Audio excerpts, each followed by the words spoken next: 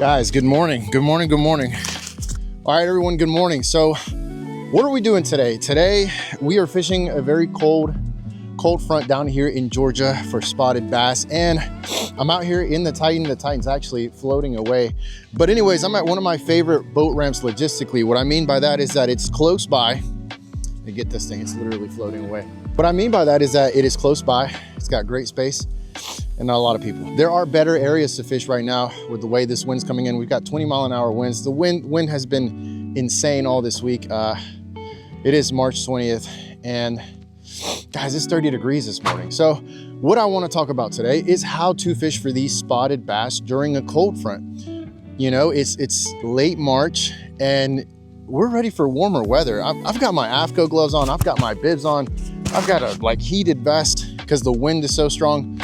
And the wind's supposed to go down as we go. So I want to talk about some of the baits, some of the areas that we're going to fish. I don't have a full day, and I almost didn't come out today because of that. But I was like, you know what can I do today? What can I talk about that's really going to help those people that are watching? So like a lot of you guys that have maybe limited time on the water, or you don't get to have a full day and you want to figure things out quickly, I hope that I can do that for you today. We're going to go to some of these areas where these fish should be, right? Spotted bass move a lot. But we're gonna go to these areas where they should be, and we're gonna try to catch them with a variety of techniques. It's that time where they're transitioning. There are fish that are deep right now. There are fish that are in those like mid-levels, 10 to 15, 20 feet. And then there are fish that are up in dirt shallow. I was at a reservoir the other day and the buck bass were already in pockets, starting to make beds, and they were already stationed there, not moving. So let's get in the Titan X and let's launch. And guys, I'll see you on the water.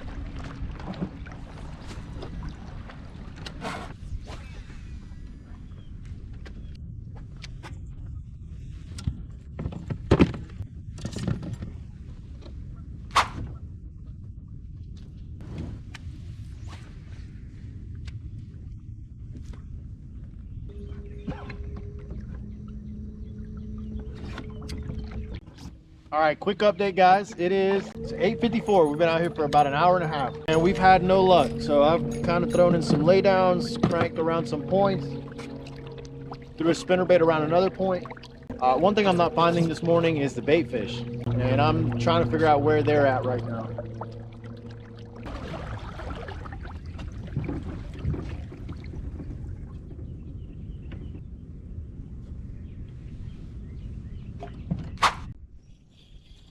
This is nuts, guys. I mean, I'm looking at some big fish down here.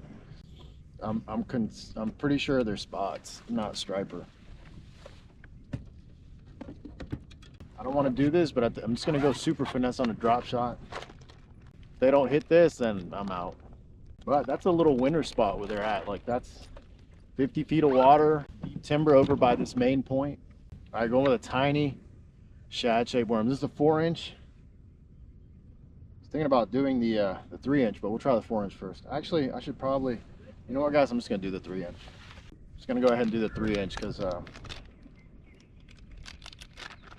don't know, the water's there's 10-foot visibility. Get back in there, one more try.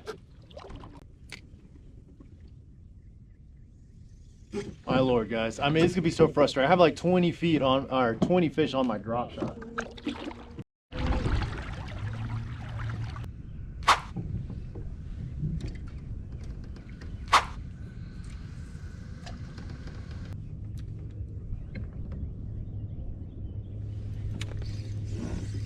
Got one, guys, on the Nico.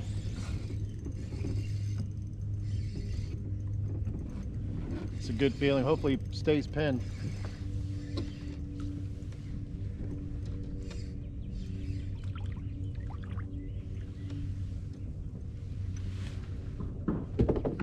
There's a ton down there. I got to throw back down. All right, just a little guy.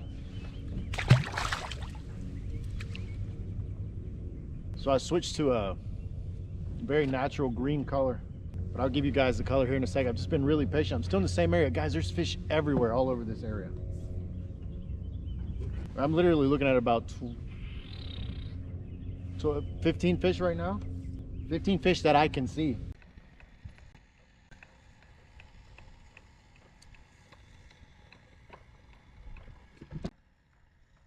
Got him. Got him. Got him, guys, on the drop shot. Shad-shaped worm. Came and got it from like 20 feet. This one's a little bit better. Feels better. That's a nice one. That's a decent one. See if I can keep him on this side for you guys. Wow, I can see him digging. I can see like 12 feet down. Yeah, there's some big spots here, guys. This area holds some big spots. It's a good spot, guys. That's a great spot, guys. There you go, guys. That's a good spot right there. It's on that 3-inch shad-shaped worm. Sorry about the noise. I was actually aiming at another fish and he came and got it. All right, everybody, just a quick update. It is 9:58 a.m. We've been fishing for 2.5 hours. We've caught 2 fish, and these fish are where they're supposed to be on a day like today. There's a big point here. It's a major point, and they're just pushed off from anywhere to 20 to 40 feet. And so the bait that I'm using right now that they're responding to is the shad-shaped worm, and that's the sexy shad color. But anyways, we've got a good spot in the kayak. I'll show you guys. He's hanging out right here. Solid fish right there, guys. Beautiful.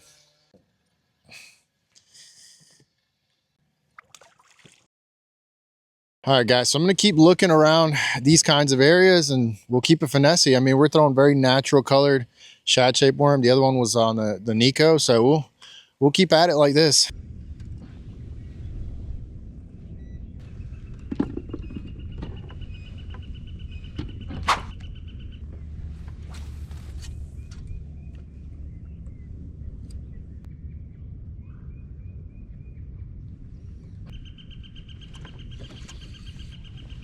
There we go, guys.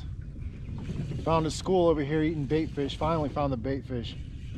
Got him on the graph shad. Come here.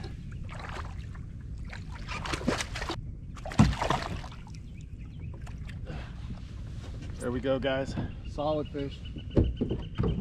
Bouncing the graph shad on the bottom.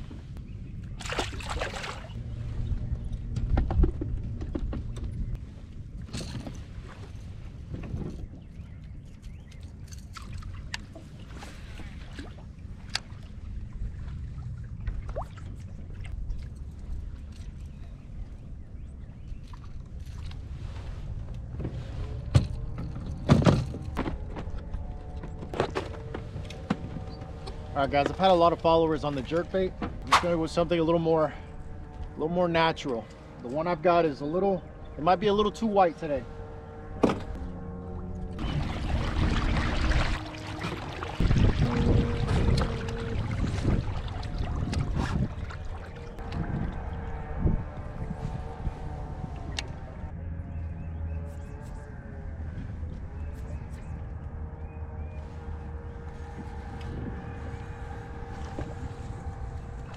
Got one out of a long lay down here. I've got him on the line now, but he's got a bigger one behind him, so I'm trying to back out.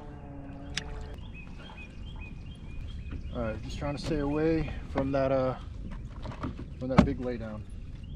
Those mega bass hooks don't last like anything at all. It's like a 16-inch fish. We got 4 fish. Again, made the switch to that natural colored jerkbait.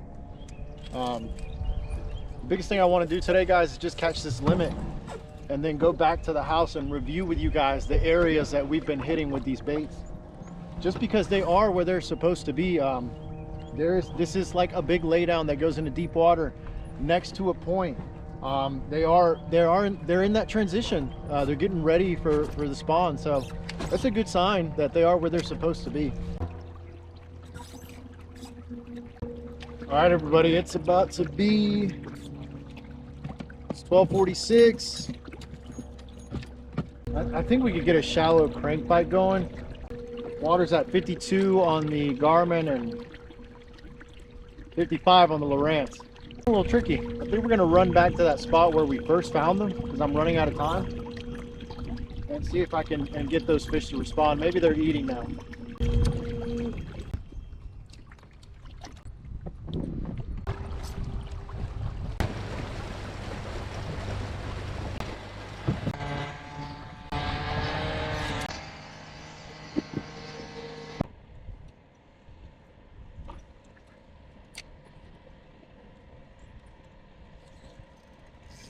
There we go, guys. 60 feet of water.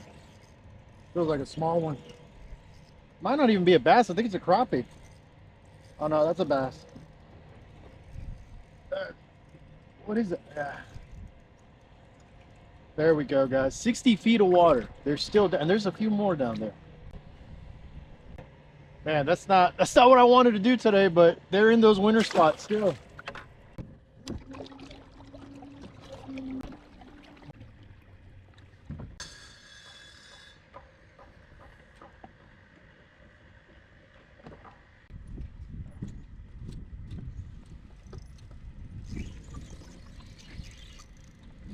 There we go, guys.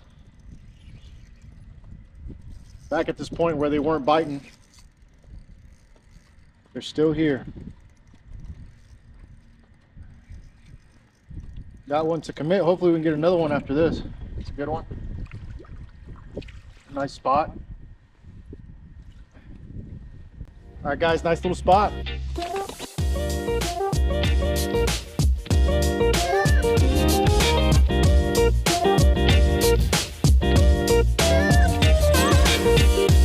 Okay, so we are back at the boat ramp. I just fished here near the boat ramp. I saw a lot of fish on bottom. I know some of them, not all of them were spots, but some of them were. And guys, today, we caught a few fish. I think we caught seven fish, but it's a tough bite. We were around fish the majority of the day. They were where they were supposed to be. Had a lot of follows. I had a follower on the graph shad out in that pocket out there, and it was just a super tough bite. I watched these fish look at my bait and literally run away. It happens. It gets like that sometimes. These fish are pressured year round, and sometimes they just won't have it. So what we'll do right now, guys, is we'll head back to the boat ramp, we'll unload, and then I'll see you guys in the garage and we'll talk about the areas that they were on. I want to pull the map out and show you guys where we caught those fish. It wasn't a crazy day, but guys, we were able to come out here and catch fish during a windy, cold front, which is still a good thing. So let's head back here, unload, and I'll see you guys back at home.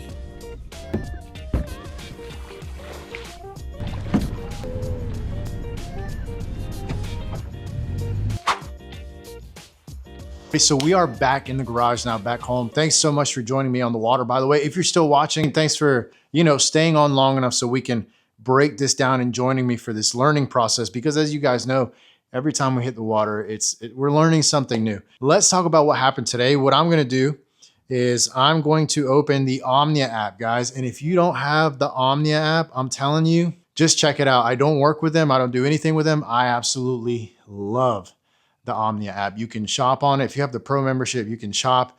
It gives you money back. You've got lake reports, lake map, hardness, temperature, like all this stuff that just gives you such an advantage. So let's open the Omnia app and I'll throw it up on the screen. And I'm only going to talk about this part for a little bit because it's not too complicated, guys, right? It's pre-spawn. Now for me, when I think pre-spawn for spotted bass, I'm still thinking, especially clear water spotted bass, I'm still thinking a little bit deeper than largemouth, okay? And they're moving a lot. These fish are everywhere. They're transitioning. Guys, I saw fish today in like 5 feet of water at the end of the day when it got warm, and I caught fish in 65 feet of water. So let's go to Lake Lanier. We're gonna go to the south end here where we were at. Here's Omnia. There's the boat ramp. Now, right off the bat, we've got a point that I always check.